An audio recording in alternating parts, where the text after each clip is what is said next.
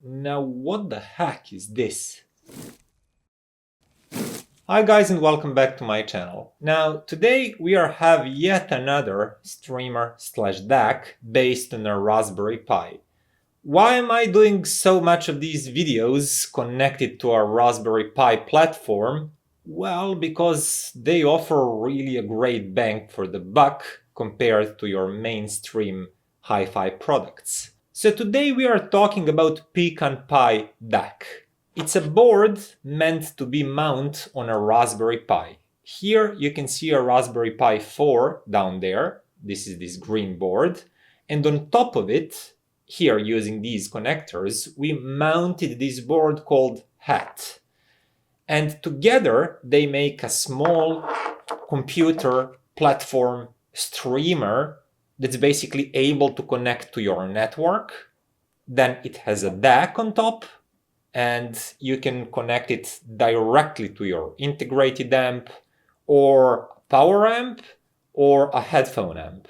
And why I said power amp? It's because PecanPi has volume adjustment. And if you're wondering, of course you don't use it like this. Well, you can, it's perfectly functional. I tested it like this, but as a final product, you buy either acrylic case, which is cheaper. I found it around 50 US bucks on eBay, or you purchase a fully aluminum box. It's really nice looking, from a orchard that's producing PecanPi. And there you go, you have a complete product. And that actually leads me to pricing. So this red board only, this PecanPi DAC, is costing $299, basically 300 US dollars. And with it, you get some adapters. I'll talk about them a little bit later, but you'll have to purchase case and power supply separately. So starting point is 300 US dollars without a Raspberry Pi itself, and without a power supply, and without casing. So the most affordable option that you can assemble is this board, this Raspberry Pi 4, then you buy acrylic casing that's 50 US dollars and some sort of cheap switching power supply. It uses 9 volts, and that would cost you around 400 US dollars. But if you go with a fully pre-assembled PecanPi streamer in aluminum box with Raspberry Pi already included, that would cost you $549.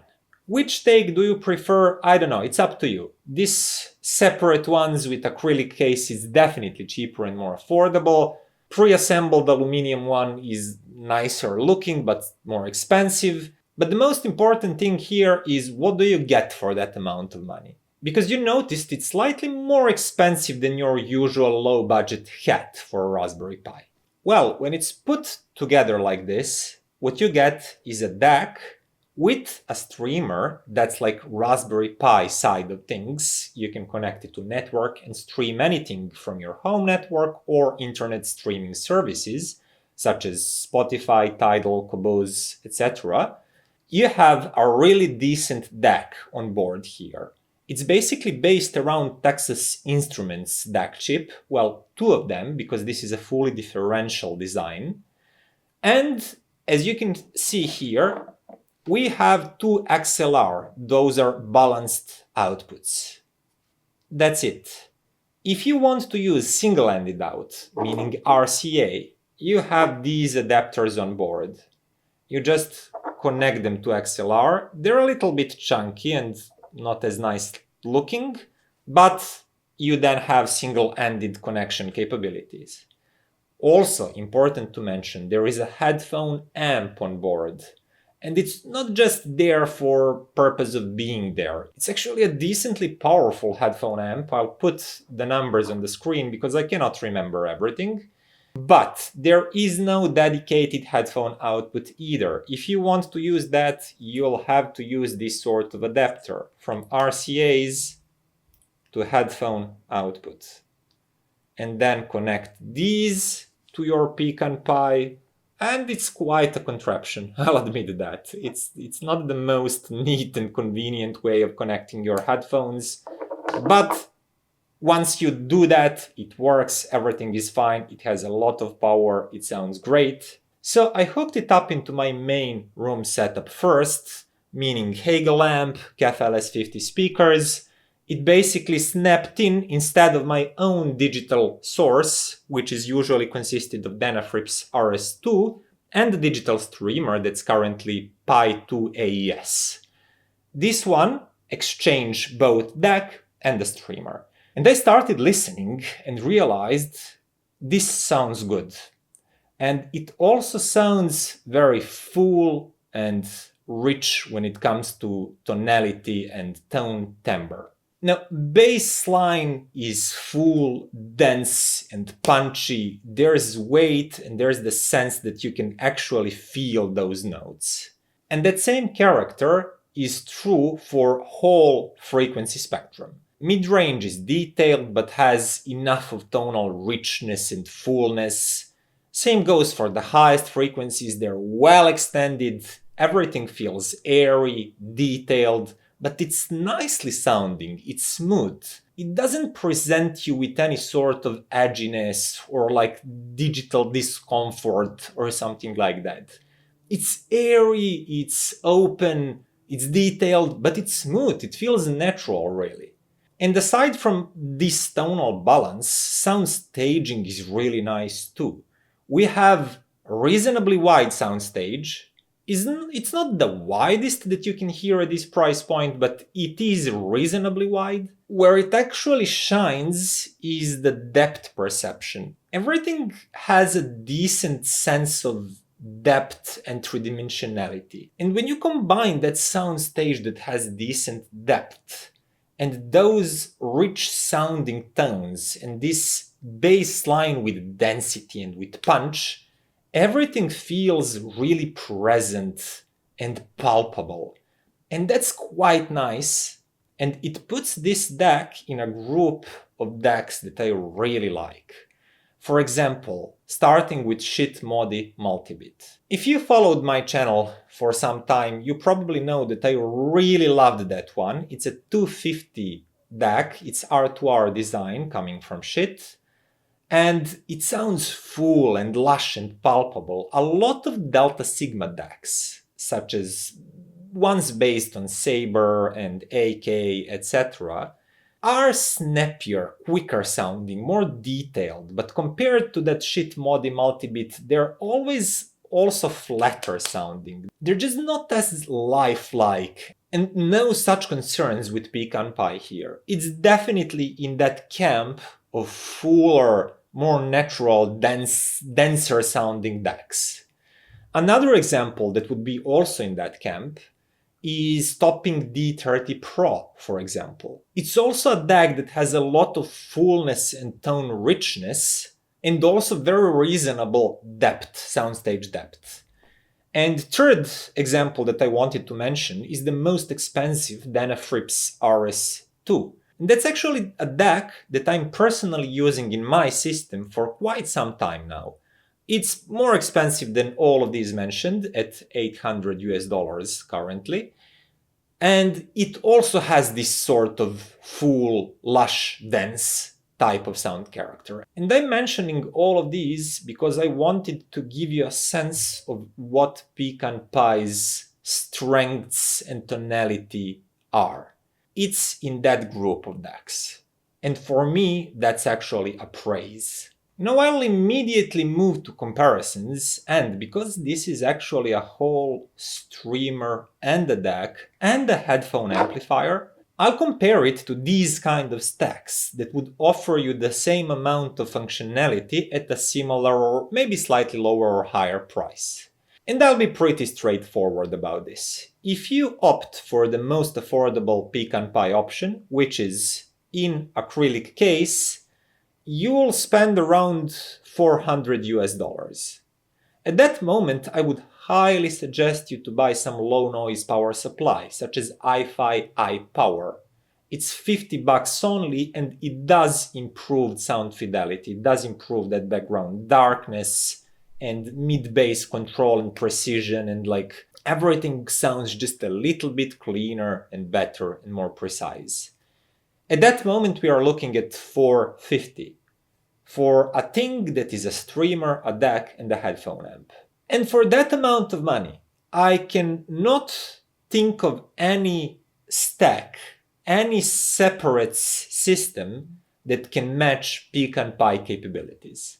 For example, if you buy a budget digital streamer, such as Digi1, stacked on a Raspberry Pi, that will get you decent streaming capabilities.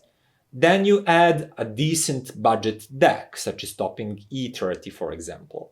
That pairing, that combo of Digi1 plus topping E30 in no way can match the sound fidelity, this fullness, this tonal richness, and this soundstage spaciousness that PecanPi can provide you. You simply have to go higher, you have to spend more if you want to match its capabilities. And I'm thinking digital source, you have to go one step above to something like Pi2 Design, Pi2 AES. It's a digital streamer that I recently reviewed. It's $200 for board only. Then you have power supply and Raspberry Pi 4 and casing, and it piles up to $300 for a digital streamer only. And then you have to go to a DAC that's around $250, $350. Something along the lines of shitmodi multibit, topping D30 Pro, or some sort of SMSL in the same price range like SU9, 9N, 8S.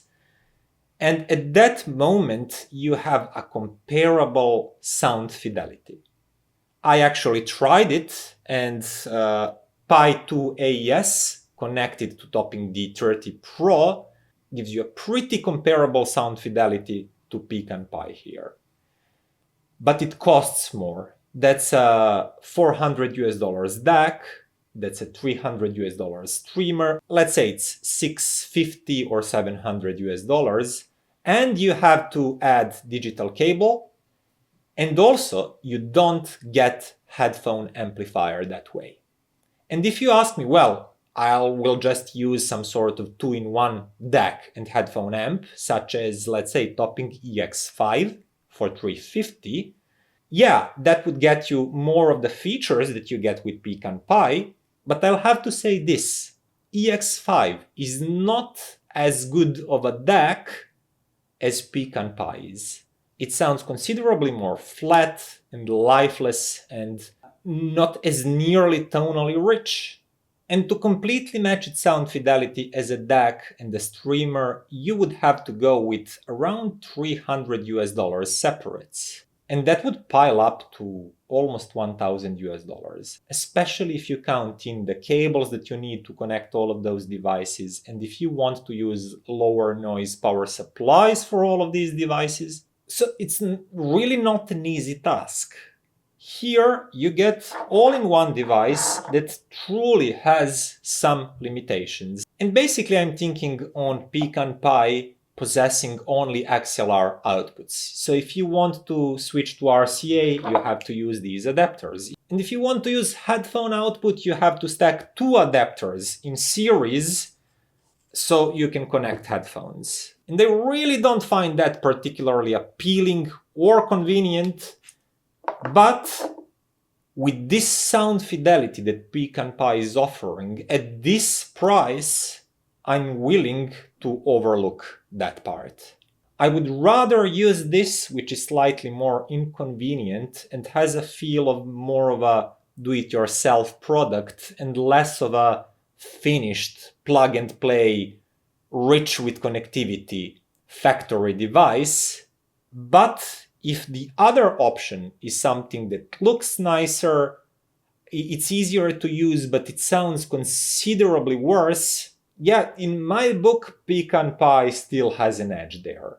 So for example, one of those products that is both a streamer and a DAC, and it comes in a nice casing with a remote control and nice software, everything is polished, is Bluesound Node 2i. And that is a really decent device. It got some really good reviews at mainstream media. It got like 5 stars in What Hi-Fi and so on. But compared to PecanPi, it's just not as good sounding. It's surely smooth, there's nothing really wrong with its sound, but it's not as resolving, it's not as deep and spacious, and not as palpable and punchy as PecanPi is. And when you put it in that context, I'm starting to think like, okay, I could probably live with this sort of inconvenience when it comes to connectivity. And that actually brings me to the conclusion of this review. PecanPi is probably the best sounding DAC and streamer for the money that I've ever heard.